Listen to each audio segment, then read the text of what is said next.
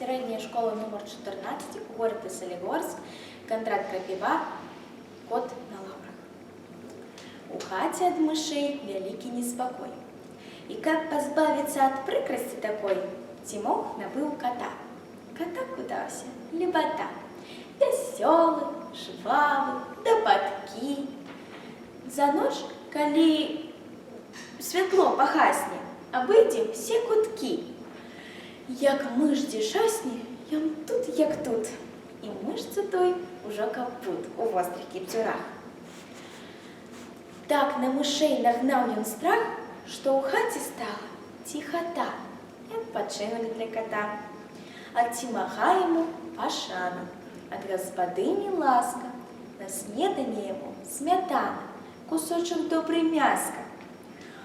Кот на выгоде раздурел, ён растолстел и раздобрел, и стал не кот, котища. Ему уже тяжко взлезти на горышча. Коли Тимох котом своим хвалился, знову мыши у хаті завелися, але их писку кот ніби не чує. На печі ён і днює, і ночує.